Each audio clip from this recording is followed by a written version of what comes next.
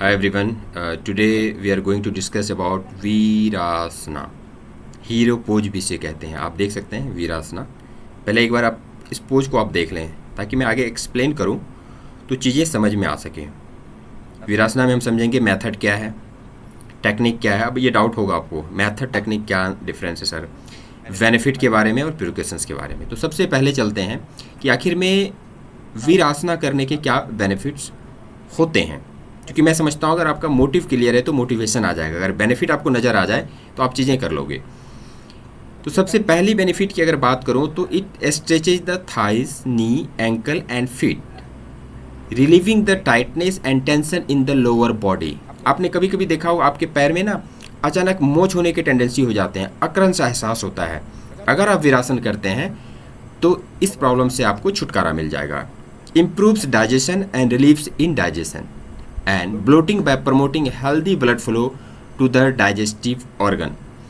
वीरासना is almost equivalent similar to वज्रासना. वज्रासना क्या करता है?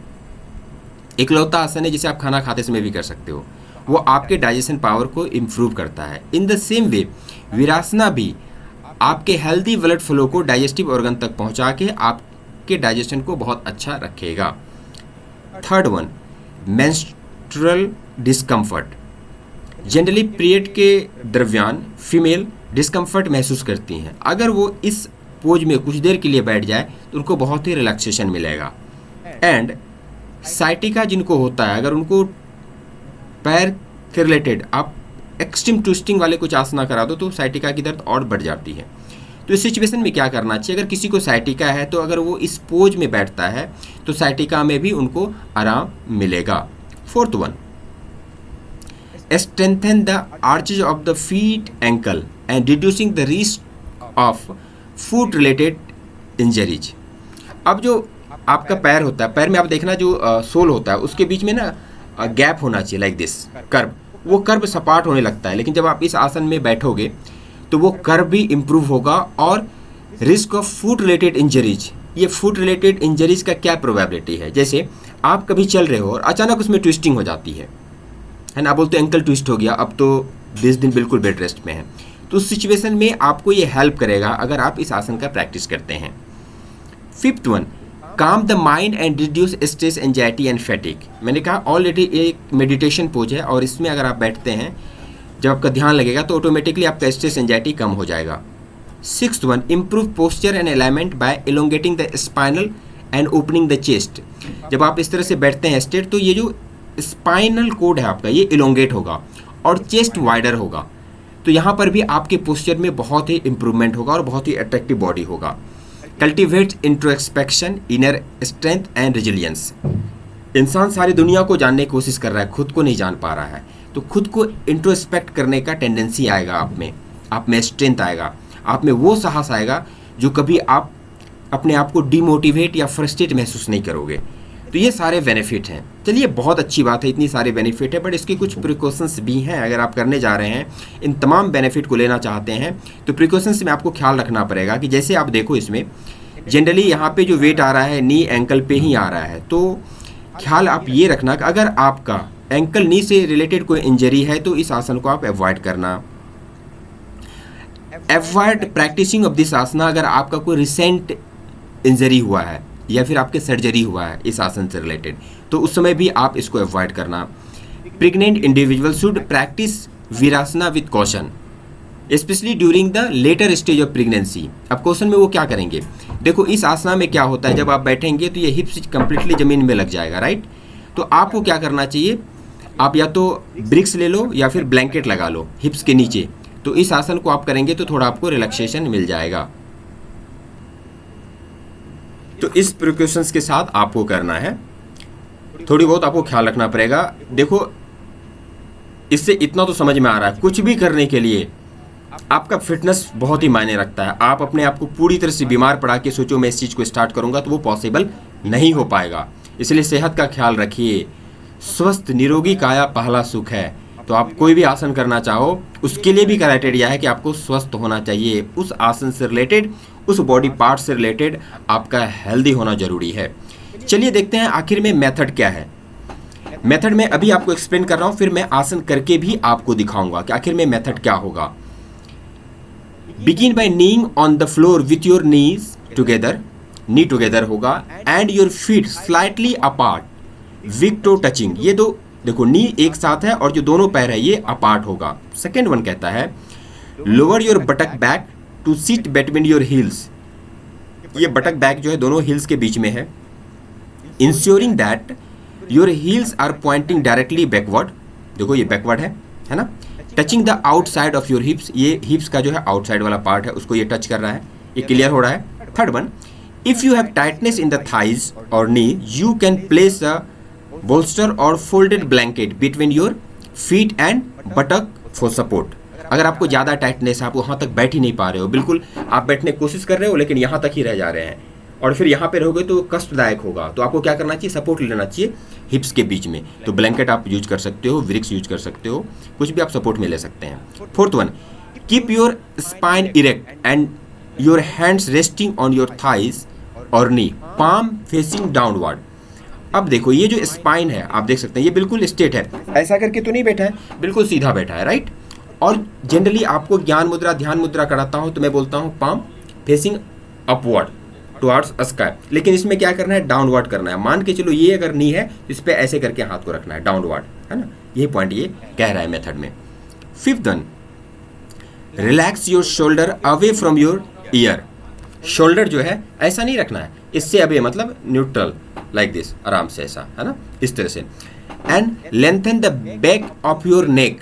अब इस गले को ऐसे नहीं कर लेना है, ये लेंथन रहेगा पूरा, यानी स्ट्रेट रखना है, दूसरे शब्दों में कहें तो।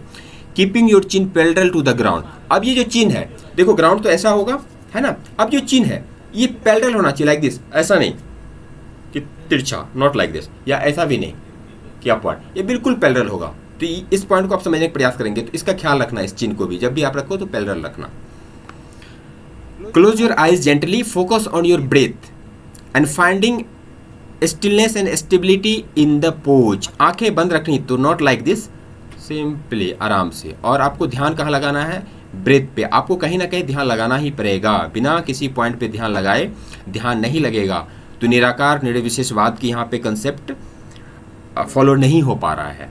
आप मान रहे हैं, आप मानिए, आपका बिलीफ सिस्टम हो सकता है। तो यहाँ किसी न किसी पॉइंट पे आपको ध्यान लगाना ही पड़ेगा।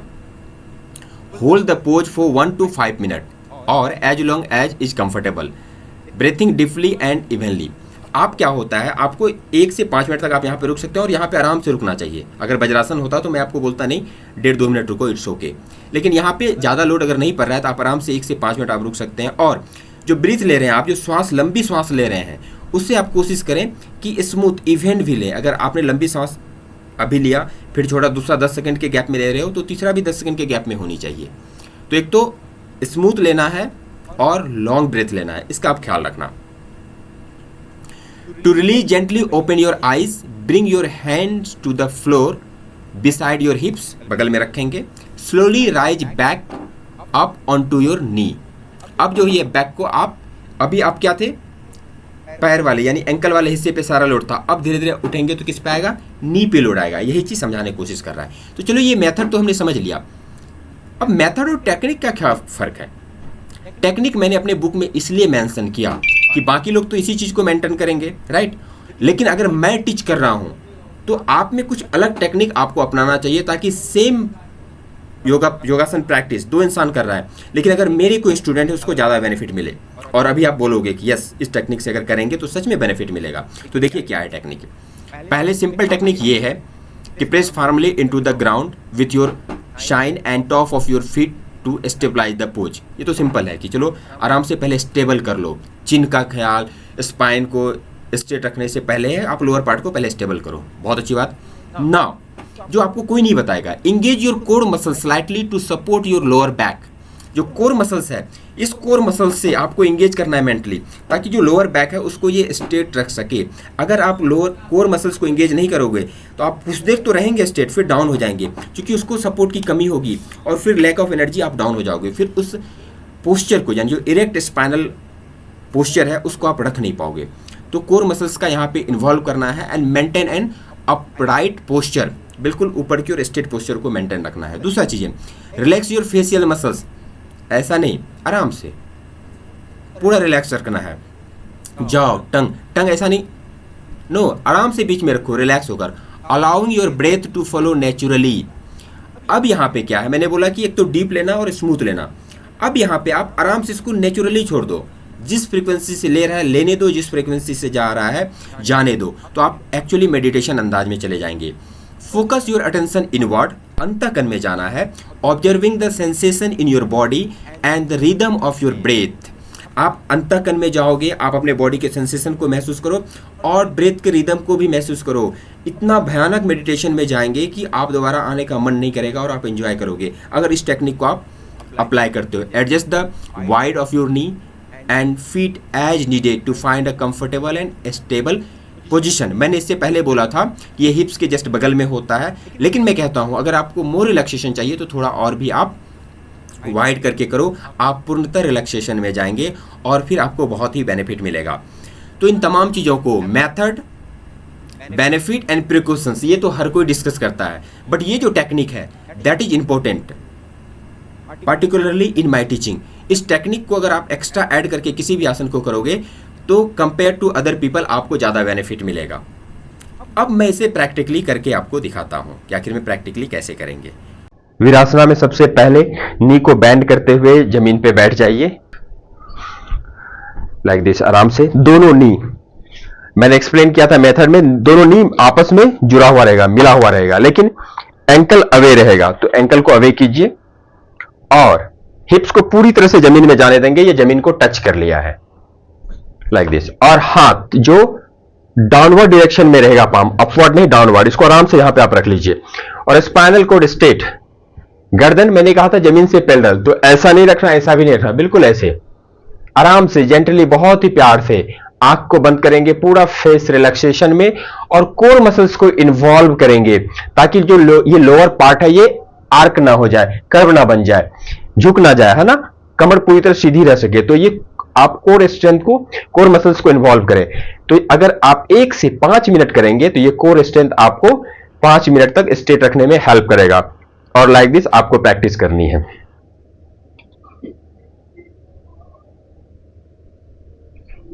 मैं दूसरे एंगल से भी आपको दिखा रहा हूं, ये आप देखें, पूरी तरह से दोनों नी बिल्कुल ज्वाइंट है और ये स्पाइनल कोड बिल्कुल स्ट्रेट, स्माइलिंग फेस, बहुत ही जेंटली, बहुत ही प्यार से आंखें बंद। और इस तरह से आप इस आसन में 1 से 5 मिनट तक रहेंगे, बहुत रिलैक्सेशन मिलेगा। अगर आपको पैर नहीं दिख पा रहा, ये देखें, ये बिल्कुल ये जो है ये पूरी तरह से अवे है, साइड है, और इसके बीच में हमारा जो है दोनों हिप्स बिल्कुल जमीन को टच कर रहा है, लाइक दिस। तो इस तरह से आप 1 से 5 मिनट तक आप प्रैक्टिस कर सकते हैं, बहुत ही बेनिफिट उठा सकते हैं, खास करके during period for female. This asana is boon, वरदान के समान है, जिसको आप कर सकते हैं। Thank you so much.